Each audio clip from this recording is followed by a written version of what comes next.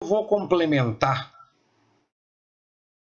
com como é que o Marx, esse verdadeiro semideus da esquerda política mundial, ainda influencia as pessoas. Qual é as bases do pensamento do Marx? Todo conhecimento que o Marx dizia que tinha, ou que ele se achava um cara assim inédito, né? Ele não estava sozinho.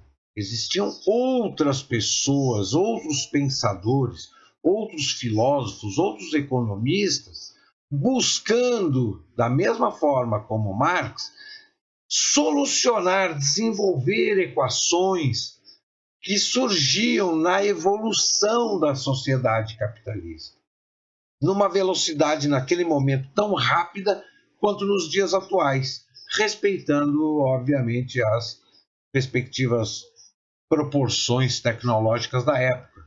O Marx estava no final do século XIX, nós já estamos no século XXI. Então, o capitalismo, a tecnologia avançava rapidamente, mas não tão rápido quanto hoje. Para a significativa corrente do pensamento filosófico, o marxismo não passa de uma filodoxia, não propriamente um filósofo em busca da verdade, mas um mero filodoxo, na expressão de outro filósofo, Immanuel Kant.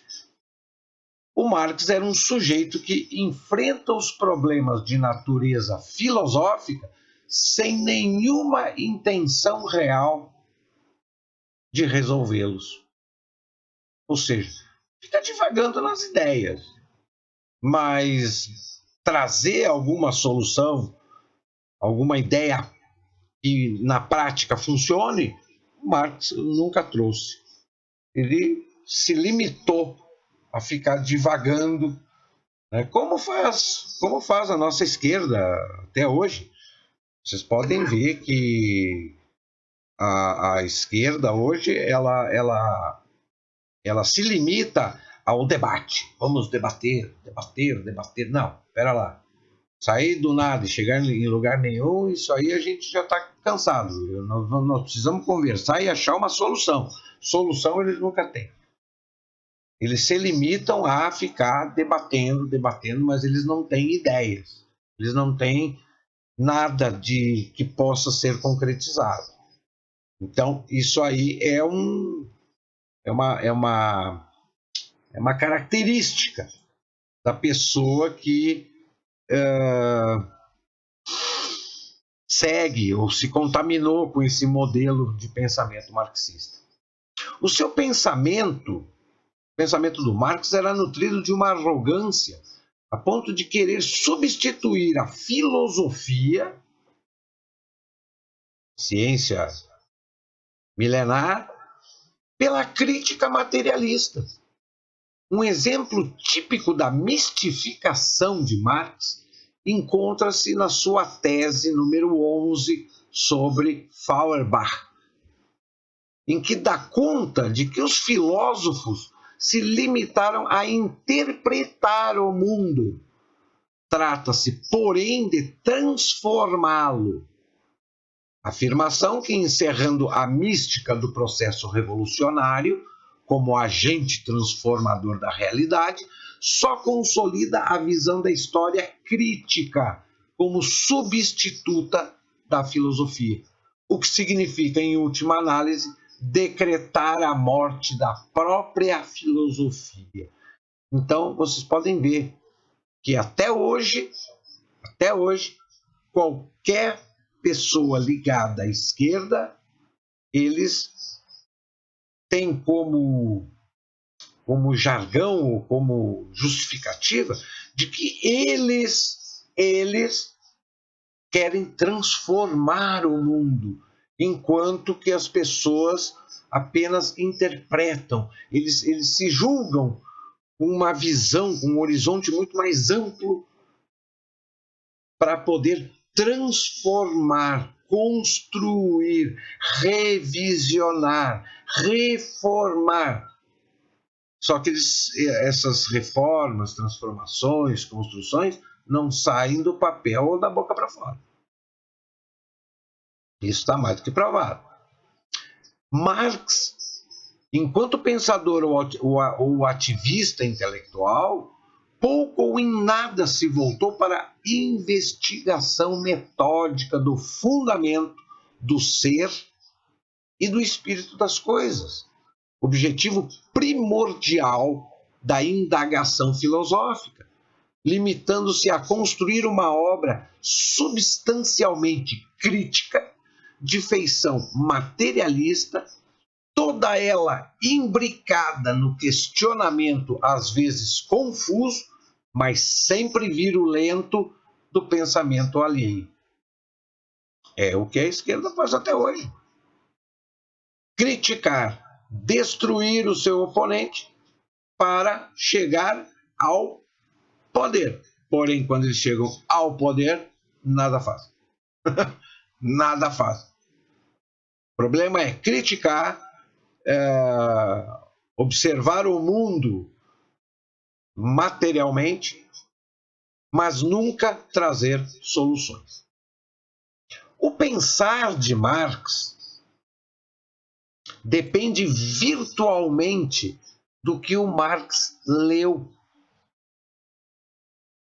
Ele não era o gênio da lâmpada, ele não criou, não teve todas essas ideias porque ele tinha um cérebro privilegiado. Ele leu muita coisa, ele perverteu muita coisa e ele adaptou muita coisa do pensamento de outros filósofos, pensadores, desde a antiguidade. Por exemplo, Marx teve acesso a Demócrito, que viveu 400 anos antes de Cristo. Ele leu Epicuro, outro grego que viveu 300 anos antes de Cristo. Na sua tese ateísta de doutoramento que o Marx passou em 1841, ele também leu Hegel e o próprio Feuerbach, ainda no campo filosófico. Ele leu Rousseau, ele leu Saint-Simon, ele leu Fourier, ele leu Proudhon, que aí já é um contemporâneo dele, entre os reformistas sociais franceses, até ter acesso aos economistas clássicos ingleses. Ou seja, primeiro ele leu os gregos antigos, ele leu Hegel, alemão como ele leu os reformistas sociais franceses e por último, ele teve acesso aos economistas clássicos ingleses, o Adam Smith, o Mill e, sobretudo, o David Ricardo, cuja concepção da teoria do valor-trabalho, mais tarde destroçada pelo austríaco Bombawerk, serviu de modelo para Marx. Aqui também escorado no erro de conta de Proudhon, extrair sua célebre mais-valia e acirrar os ânimos da luta de classes, ideia, por sua vez, a ser creditada ao falangista Blanch, francês considerado o inventor da barricada e autor da expressão ditadura do proletariado.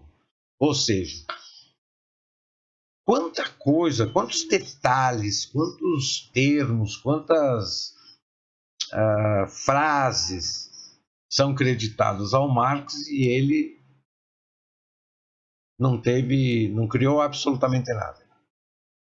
Nem o termo ditadura do proletariado foi uma criação dele, foi do Planck.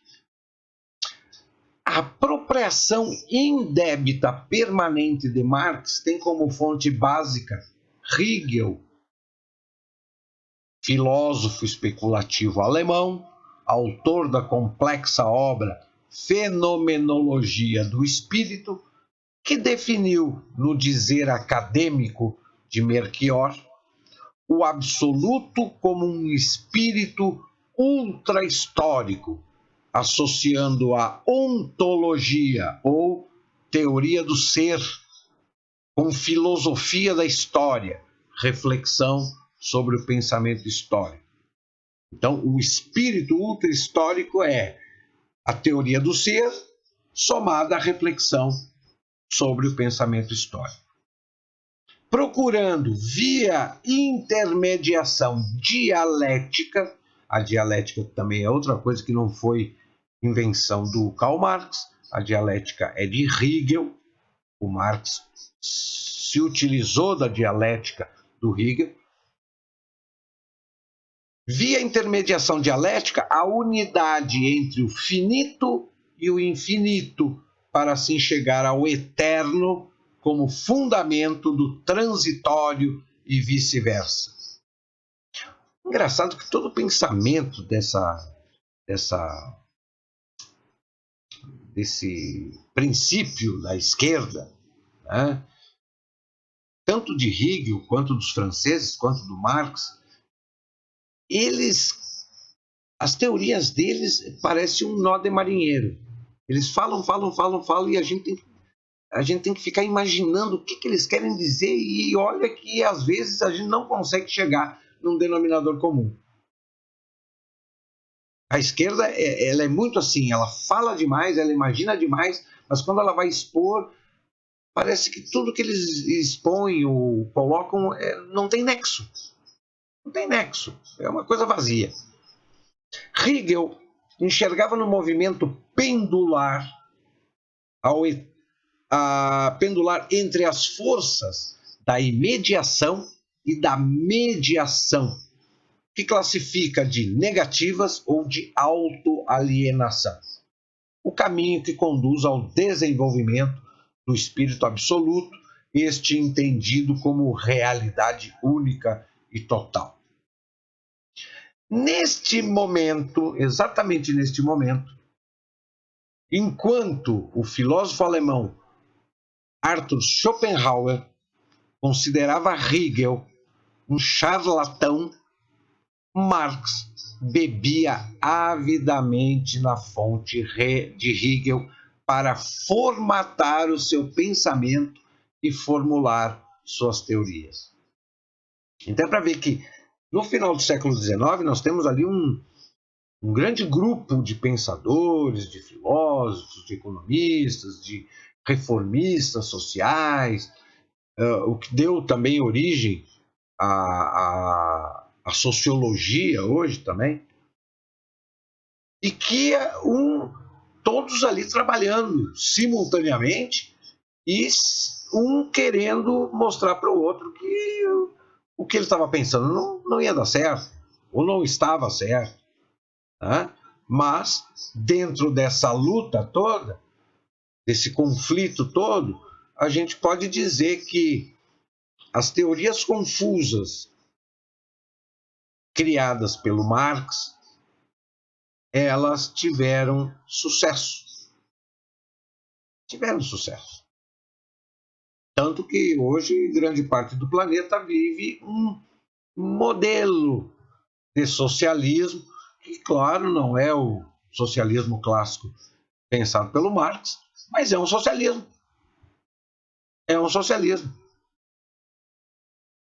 E que não se consegue enxergar até que ponto ou qual é o calcanhar de Aquiles desse novo socialismo que foi implantado e está sendo praticado atualmente. Uma observação importante na análise da formação do pensamento do Marx é que tanto Hegel quanto Marx fazem uso da dialética em causa própria.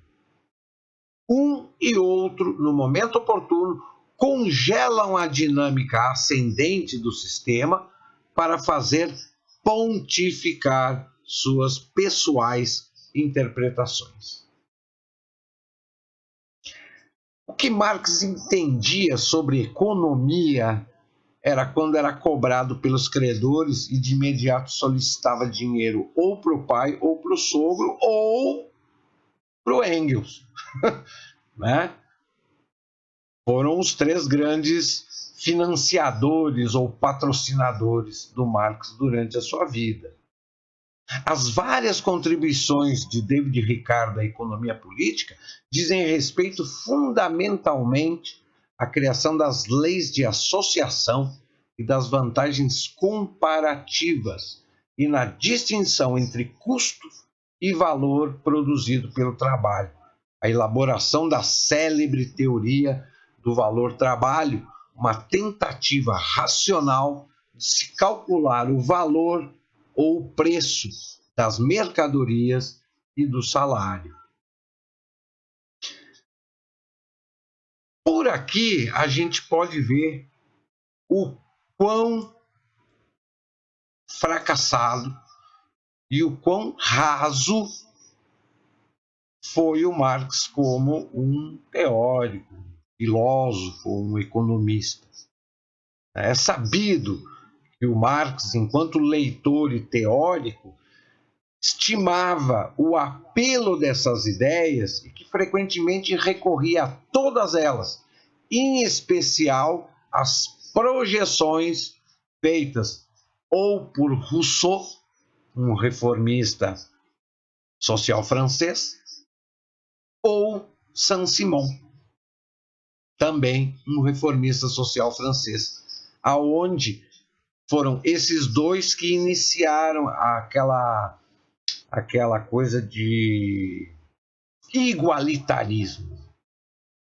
O igualitarismo não partiu do Marx, partiu do contato que ele teve com a mentalidade e o pensamento de Rousseau e de Saint-Simon. O contrato social do Rousseau é um somatório de regras administrativas para se chegar à sociedade civil perfeita. Com ele, o Rousseau pretende transformar a sociedade, considerada injusta, numa nova sociedade perfeitamente igualitária, composta por homens novos. Para construir a sociedade ideal, julgam necessário de início que se ame as leis criadas a partir de uma vontade coletiva. Estas, por sua vez, coordenadas por uma elite política sábia, a quem todos se obrigam a obedecer por contrato.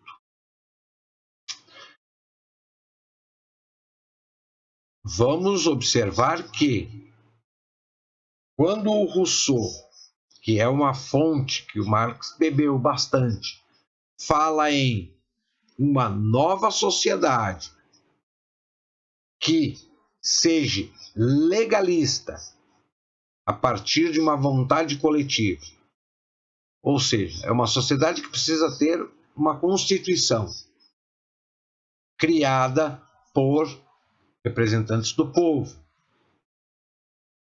e que quem deve coordenar é uma elite política. Aí a gente pode ver quase que a formação da nossa democracia. A democracia moderna, ela está aqui, ó, estampada, mas uma democracia, digamos, que foi tomada de assalto pela esquerda de pensamento marxista. Eu não vou dizer que o Rousseau, lá no século XVIII, ele estava errado. Não. Mas o pior é que a esquerda fez uso do pensamento dele e está aí o resultado que nós temos hoje. Né?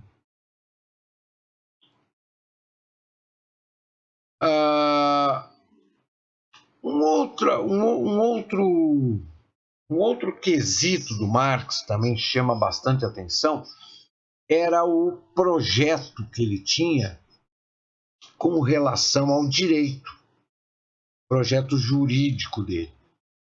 Na teoria materialista do Marx, o direito, apesar de ser a sua primeira formação, ele era advogado por formação, quer dizer, ele era bacharel em direito, ele nunca atuou como advogado.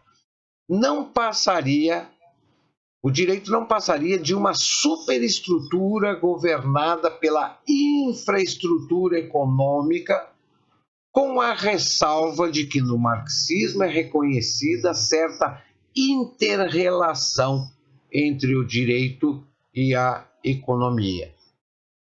Esta inter-relação é explicitada pelo Marx na seguinte afirmação: o direito é uma face do econômico, mas entendida no sentido dinâmico e tenso da economia. Existe a interpretação de que a teoria marxista é reducionista, baseada na interpretação de que o marxismo reduziria o direito à superestrutura de processos de produção, apesar de ressalvas feitas pelo próprio Marx, destacando a ação regressiva da ordem jurídica sobre as forças que a constituíram. Dentro da perspectiva de supressão do capitalismo pela via revolucionária da esquerda marxista, o direito capitalista que orienta uma economia de mercado pouco pode ser utilizado como ferramenta de regramento.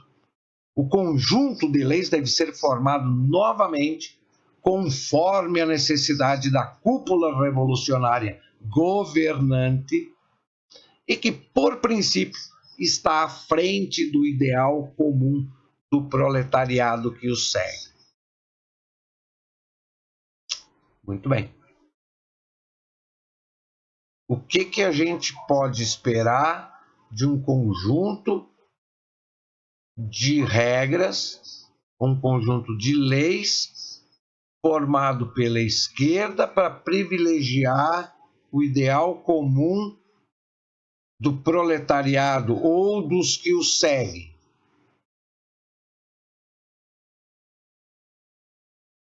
A gente não pode esperar nada de bom para quem for contrário a eles. Simples assim. Todo o regramento vai ser para favorecer a eles que estão no poder e aos que o seguem. Os contrários, sem perspectivas. Por mais que o Marx, dentro do seu contexto filosófico, político, observe a sociedade como um grupo que deva ter liberdade para escolher o seu rumo, ou seja, a sua base teórica, a democracia, aparece de maneira explícita na prática, como resultado da ação revolucionária. O totalitarismo se faz presente, transformando os líderes em ditadores que privilegiam seus pares e que tomam o poder como seu principal objeto de desejo. Então, o Marx, ele espera o resultado do processo da ação revolucionária, utilizando a democracia para chegar ao poder. E quando chegam ao poder, por óbvio, as lideranças se tornam ditadores, privilegiando quem? Os seus pares, seus seguidores, utilizando a ferramenta da democracia, utilizando o voto, ludibriando e enganando as pessoas. 150 anos. Isso não é novidade. O povo só... Se todo mundo tivesse tido contato com a verdade, ou tivesse pesquisado sobre como é e quem foi Karl Marx, quem sabe hoje a gente não tivesse tanta gente iludida e tanta gente enganada a ponto de virar aí fiéis seguidores, né? Quase que com um sentimento religioso.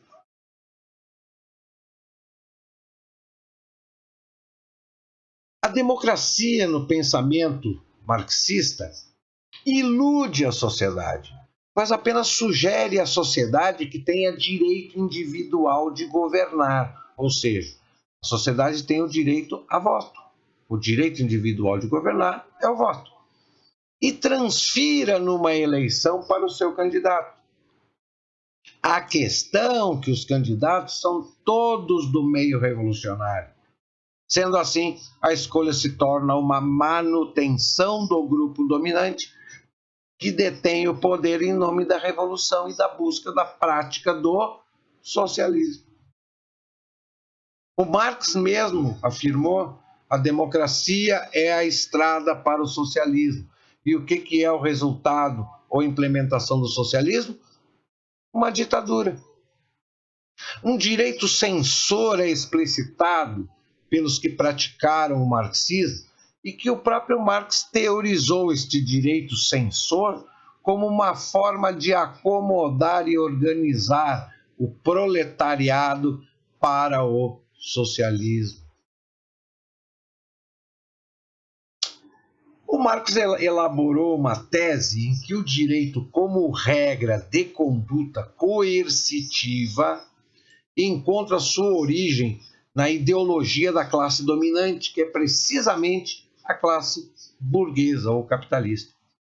Necessário fazer-se uma ressalva a esse pensamento, uma vez que o direito não é o efeito exclusivo da vontade da classe econômica, senão a síntese de um processo dialético de conflito de interesses entre as classes sociais. Uma coisa que é muito importante frisar é que nos últimos 15 anos, mais ou menos, ficou explícito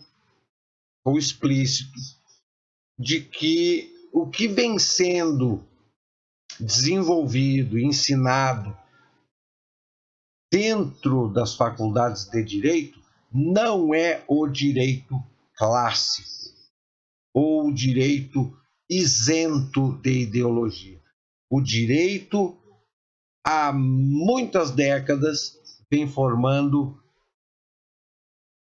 bacharéis e advogados marxistas. Tanto que existem, não só no Brasil, mas mundo afora, eventos intitulados ou para estudo do direito marxista.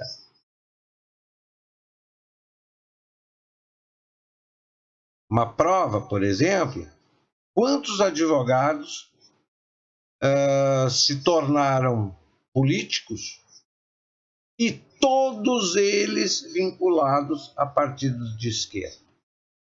O exemplo mais recente é o nosso ministro da Justiça.